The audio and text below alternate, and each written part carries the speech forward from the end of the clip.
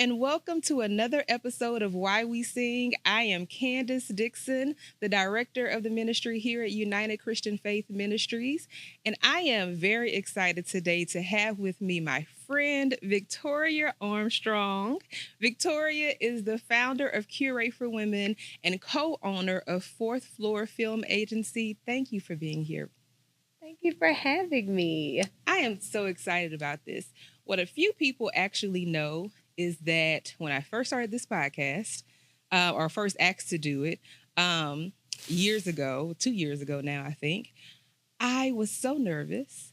And one of the people who calmed me down and encouraged me to do this was you. Absolutely. And I will do it again. Look at you. And I appreciate you so much for that. Well, you're welcome. But look at you. Girl, I'm still nervous every day. Listen, me too. Every time I get in front of the camera. Me too. Because those cameras are not people. So there's that. We just gonna pretend that they're not here. But that's one thing you told me a couple of years ago, which made me feel like, okay, if she does this all the time and she still gets nervous, then maybe I need to just push past these nerves and actually do it. Yes. Do they ever go away though? No. I literally did a whole episode with my husband, and I could look at him, who's typically behind the camera. He was also nervous.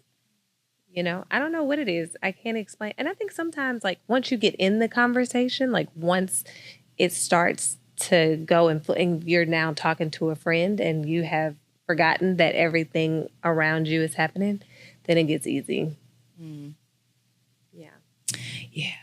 But it always starts out with me sweating profusely, as I am now. But anyway, so on to the interview. So one thing that I remember us talking about a couple of years ago, one is two things that I want to bring up. But one is the song that you have for Curate for Women. Okay.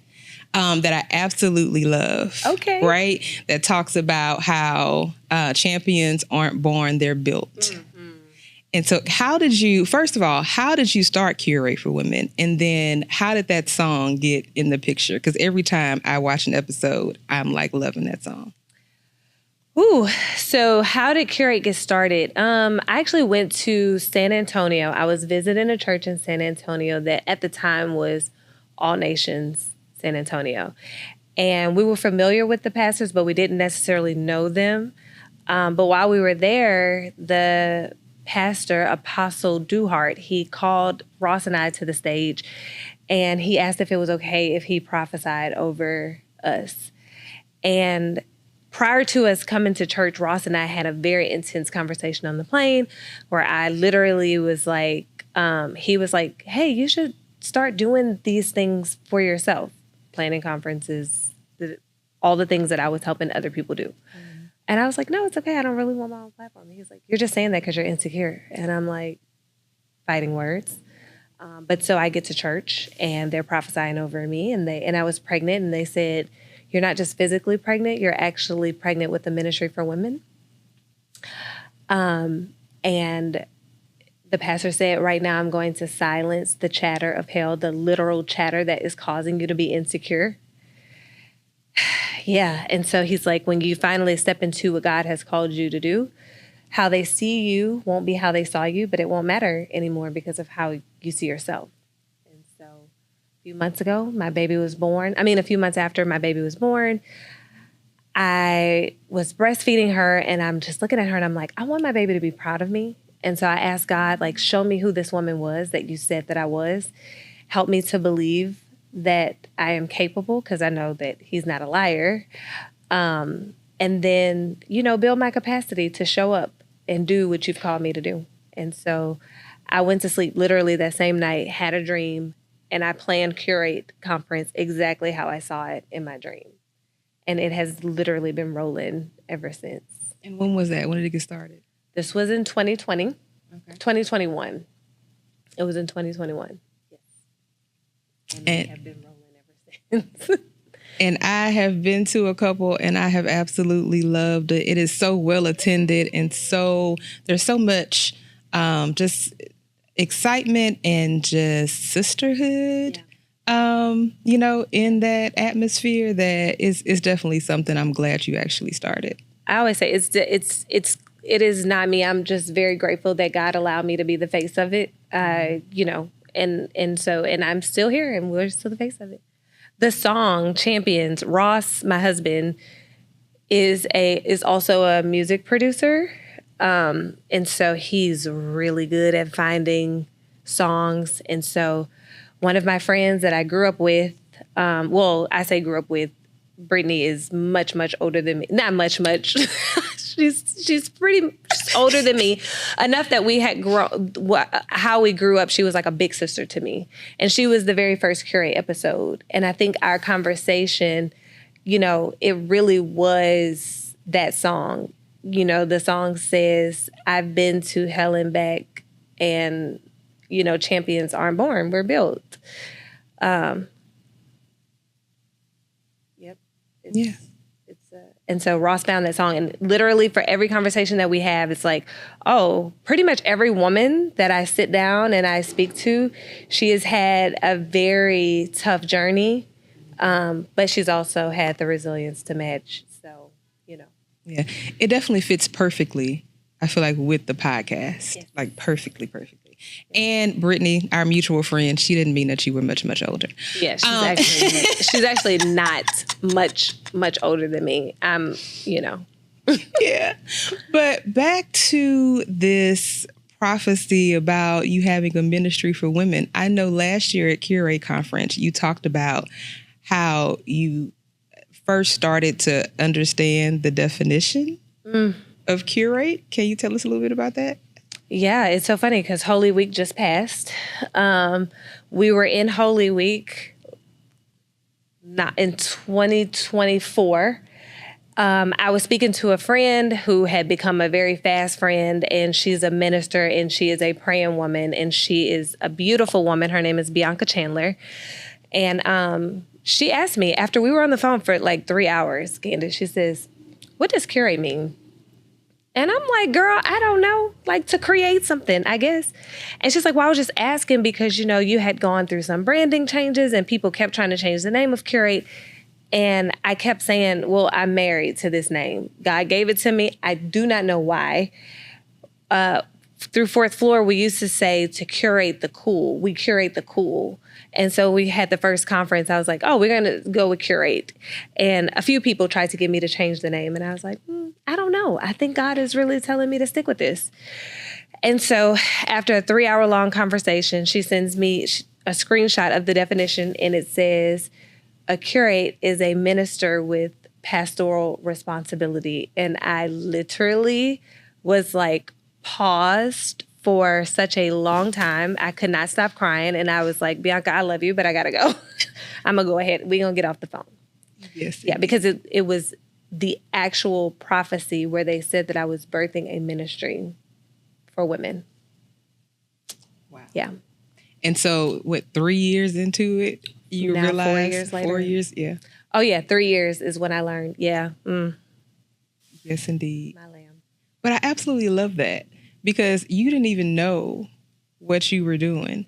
And I love that he said, "We're going to silence the," how did he say it? The chatter of hell. Chatter of hell. Yes. Wow. Yes. And it was a lot of like me fighting myself. And it's funny because I think at the time I didn't even realize that I was fighting myself. I just didn't see it. And so I was fighting everybody else, you know, specifically my husband, because I'm like, you know, you got these cameras and you just excited to put them on people. Skip me. Okay. Skip me. I don't want to be the face of anything. I did not, you know, I'm like, who wants to hear me? That is literally what I thought. And you know, I said, "Lord, show me." And he did.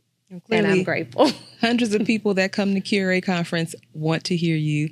Thousands of people who follow you and watch your YouTube podcast and your videos want to hear you.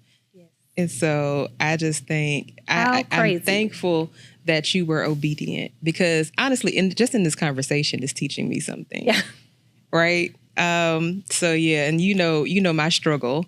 So yeah, this is like, as you were talking, I'm like, this this was for me. This is not for the audience. It's for me. Yes. But yes. This whole interview is for me. Yes. But I think that every woman needs that extra push to say, like, no, you have something in you that, you know, people deserve to hear. And I've literally been saying that since the very first time that I met you. We've always had some pretty good conversations. But walks on the lakes and talks. Mm-hmm. Yes. Yeah, that we need to get back to. So yeah, definitely.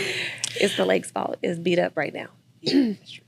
But speaking of Fourth Floor and your husband and the work that you all do together, every video I feel like is, and I didn't know that he was a music producer, so that's new information for me. But I feel like every video is like perfectly matched with music. He gets it. I certainly could not do it. I struggle to find a song for my story.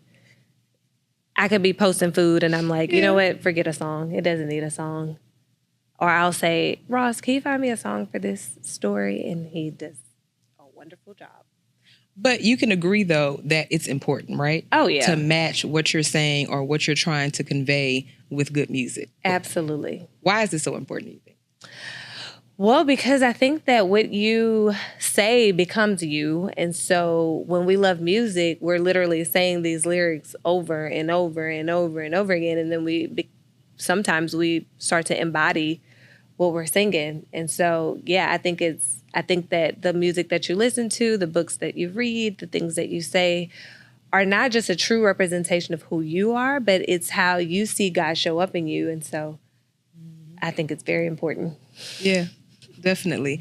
But I love, and I didn't notice it at first. It's not until I started this podcast and like well into it, like maybe a year into the podcast, I started like noticing in every video, it's like the perfectly curated song for whatever it is that you're saying. And that song Champion, it literally works for every person. Yeah. I haven't brought a person on to the podcast where it's like, that song doesn't really match our conversation. It always matches. Now, you started interviewing allies, and it even matches for the allies. Yes. Yeah. Yes. How does this song go? And it's so crazy because I listen to it all. I've been to hell and back, picked myself up from the ash. It made me who I am. Yeah. Champions aren't born. Like, it's in my head. I know the song. Yeah. And that's the thing, too. It's so catchy that it stays with you well after you've watched the podcast episode, right? And so, I just think music has that power. Yes. Even sometimes when I'm working out, I put that song on and it makes me cry because I'm like, oh my gosh, you've championed a lot. And I'm also surrounded by people who have championed a lot. And so, which makes me think about that other song that we were talking about. And I'm like, you know what? Yeah, let's talk about that. Let's get to that now. So one conversation that we had a couple of years ago when we were talking about this podcast was the song Refiner. Yes.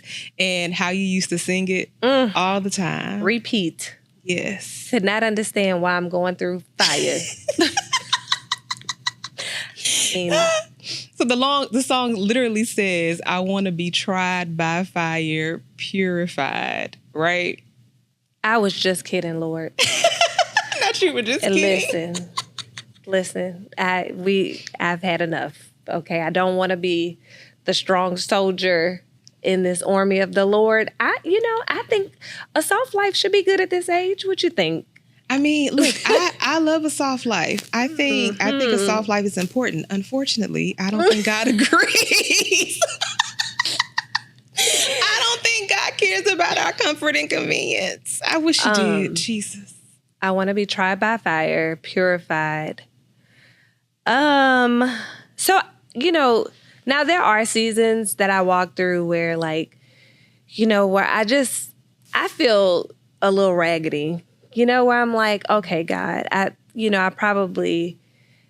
need you, and I need to feel you a little bit more. And so what does that look like? It's like, then you have to fully surrender.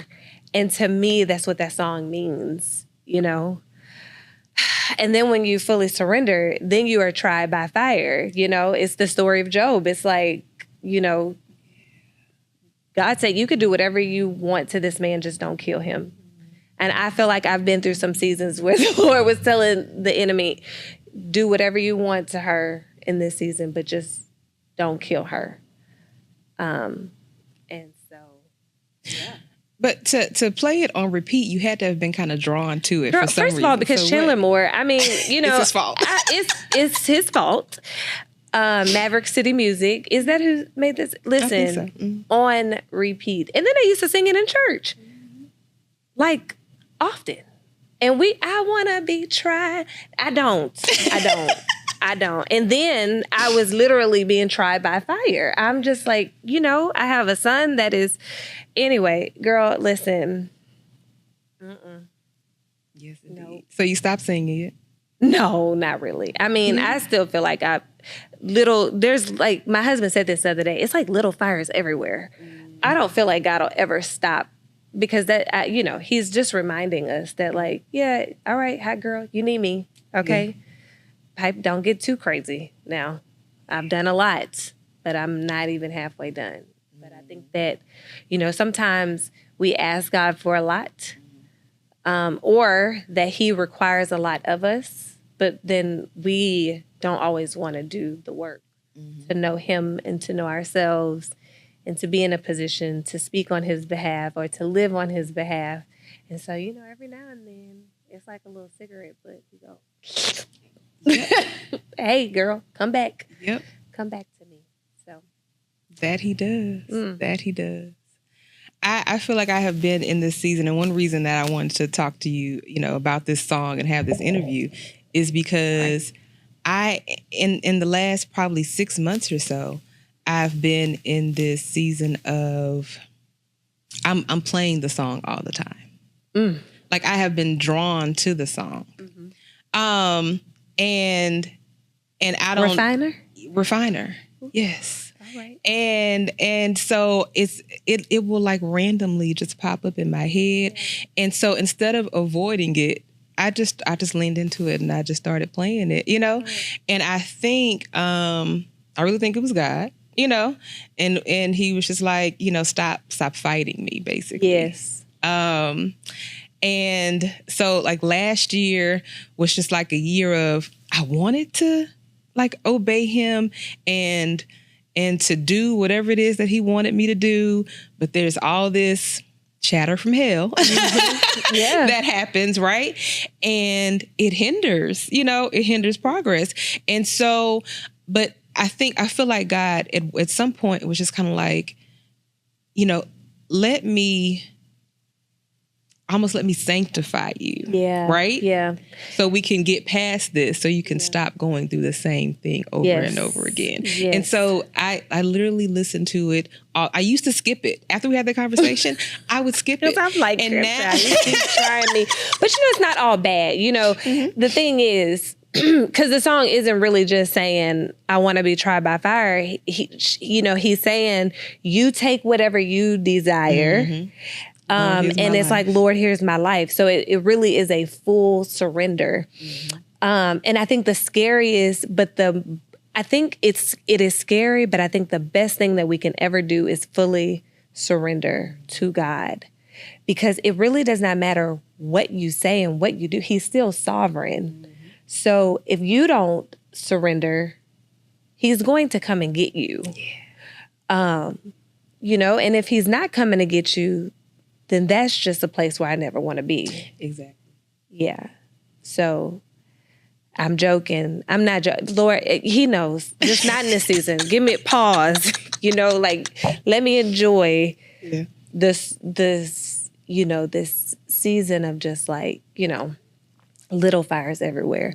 Because I'm pretty sure we've all been there. But like, I literally felt like I was swimming in a lake. But also like Shadrach, Meshach, and Abednego, where it's like, all right, I'm out now, and I don't see, you know, I don't look like what I've been through, but it certainly feels good to know that, like, you know, all seasons do come to an end. Yeah. My son just said on the news the other day, he said, at the end of the day going. Wisdom. He Okay. said, at the end of the day gonna end. You are absolutely right, Jaden. That is wisdom from the mouths of babes. From the mouths of babes, yeah. But in those seasons, and when you do go through those seasons, you may not be listening to Refiner, but I know that you're a very, spiritual person and that you love God. So what are you listening to? Girl, everything. But I do keep some songs on repeat. Like there's a song Done by The House, I think, or maybe the album is called The House. I've been listening to Lion. Now, what is Lion? Hail, hail, Lion of Judah. That's the song. Oh, yeah, okay. But I've only been listening to that because we're reading the Bible in the year again. And so it always when they start to talk about the lineage and they start talking about, the tribe of Judah, and they're like, oh, this is, and I'm like, oh my gosh. Accompany it. Yeah, Okay, it's, I'm a little slow. But yeah, Done is by One House. Okay. It's such a beautiful song. It's a single, so it's not an album. It's a single by this group called One House. It's already done. And my kid be in the backseat like, I am standing. You better raise a worshiper. In the promise. So that is actually perfect because you go from like Refiner to I am standing in the promises you've made. No more distance nor delayed. It is already done. Yeah. That is the song. Yeah. Even with me listening to that song every day, it still kind of chokes me up a little bit. So. I love that. I just love how beautiful lyrics can be. Like in that song you just mentioned, and just general, like the songs that we listen to, how they bring out an emotion that we didn't expect sometimes when we're listening to music. Yeah. Yeah. Every now and then you find yourself listening to the lyrics like, oh my gosh, I am standing in the promises you've made. I feel like the first time I ever heard that song was when I was getting ready for Curate conference, maybe in 2023. Yeah, it was in 2023. And that was the first time I heard that song. And I was like, because girl, I will be planning Curate conference still with imposter syndrome, and then I hear this song and it's just like a reminder that, I am actually standing in the promises that you made. Yeah. Awesome. I love that. Now, I do want to talk about, and I think this is the last thing, you have a book club you just started, right? Yes. And I noticed that the book was Atlas of the Heart. Mm-hmm. And it talks about all kinds of emotions, right? Mm-hmm. And we were just talking about emotions when it comes to music. Mm-hmm. So, and you do a great job, in my opinion, when it comes to figuring out how to evoke the, whatever emotions you kind of want, people to experience and feel when it comes to just how you plan, the conference and things around it, when it comes to the, the podcast and, like I said, the theme song or that plays. Like, I feel like that evokes an emotion, right? Mm-hmm. What are you learning about emotions as you're doing this book club and reading this book?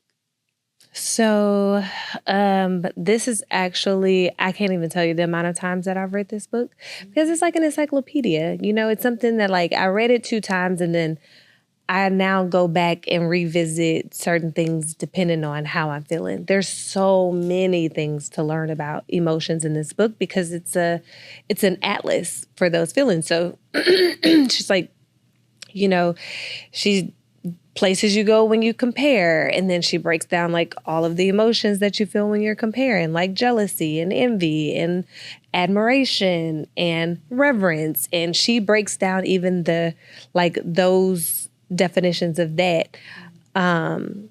She talks about, there's like a few things. I actually did a video about this, like Schadenfreude and Freud and Freud. And Freud is the joy in someone else's joy. And so, again, like that was one of those deep dives. Like got there in the book, and then I was like, oh, let's pause here, because there is something that, like, I want to see what other people's definition of this word is. And then there's the schadenfreude, and there's the joy in someone else's demise. And, it's interesting because you can be surrounded by a group of people that you consider friends, and they look like they're celebrating you, right? Or that they're happy for you. But then you almost, too, have to pay attention to their reaction to when something doesn't go as planned, or when you plan something and it failed, and watch the people who are just like, girl, no, you got this. And watch the people who just kind of take a step back with the slight, like, good for her. Now, granted, I don't know those people in my circle. I don't, but I see it with some people in my circle.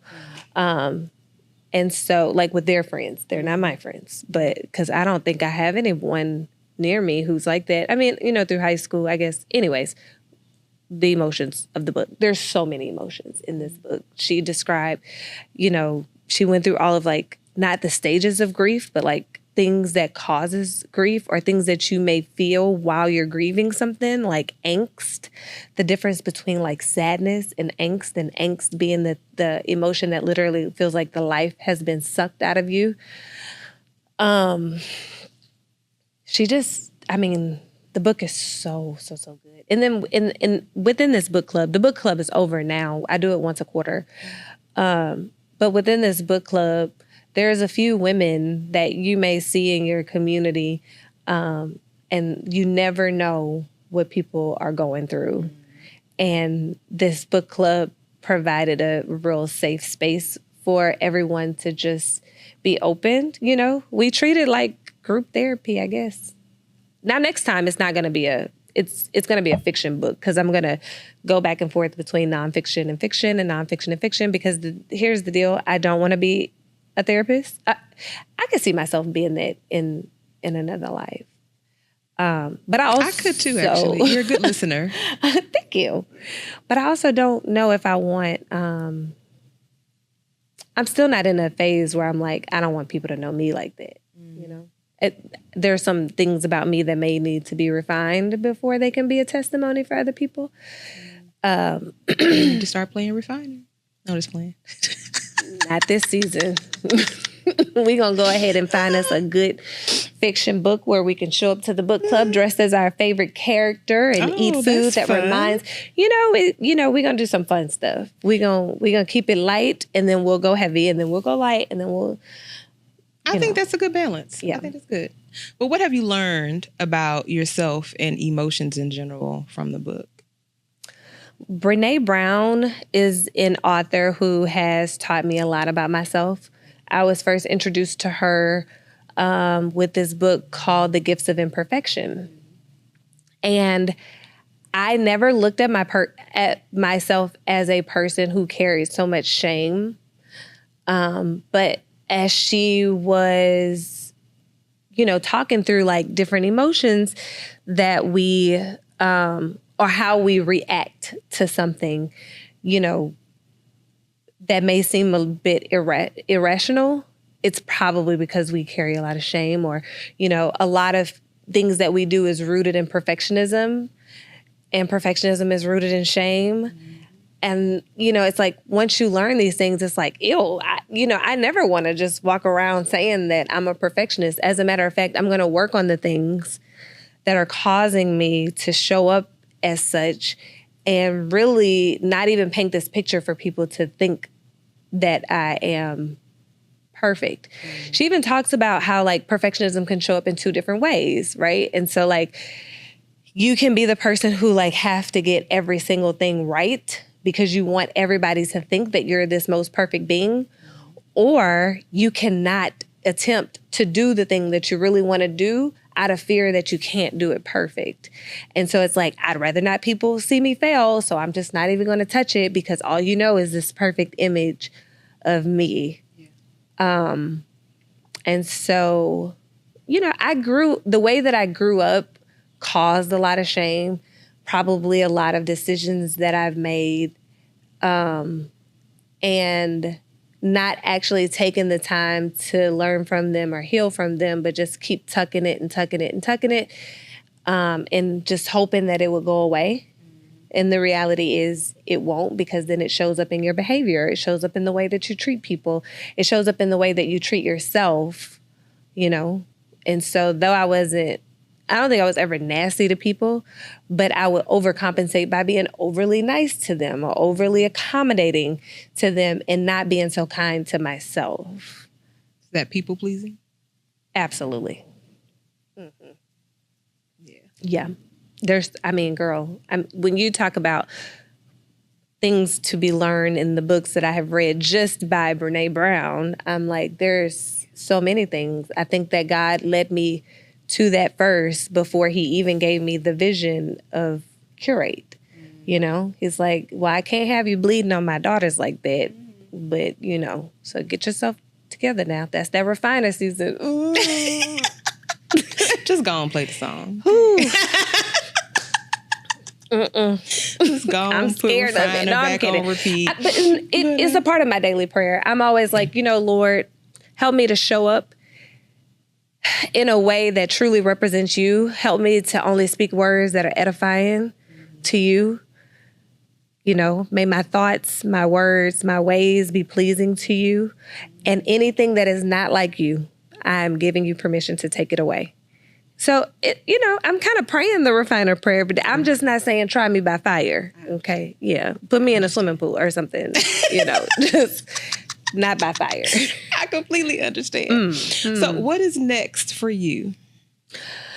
What's next? I'm always looking forward to Curate Conference. It is always happening in October. This year, Curate will have a team. So I'm really looking forward to that. Because I have literally planned every Curate Conference alone. Yeah. And my husband is there with me as a psychopath. And I'm like, there's no way. Curate is not happening this year if I have to do it by myself. So I'm looking forward to that. Personally, my son, Rossi, who's 8, he's visually impaired. He just received his autism diagnosis. So that is very exciting because now we have more language and to provide him with more resources. And then I have a 4-year-old firecracker that I love. And I have a 16-year-old bonus son who is amazing. He will be graduating high school. He's a rising senior, so he'll be graduating high school in 2026, which is, it's a little mixed feelings about that. It just happened so fast, but yeah, I have some really exciting things to look forward to. And seeing my baby daddy every day, child. I look forward to seeing him every day. Well, tell Ross we said hi, okay? I will. And y'all keep doing such a great job with Curate and Fourth Floor.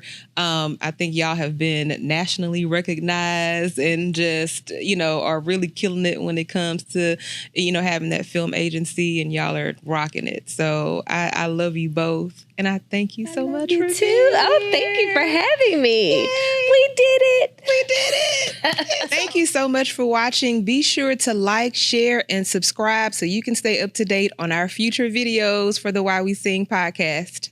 Bye.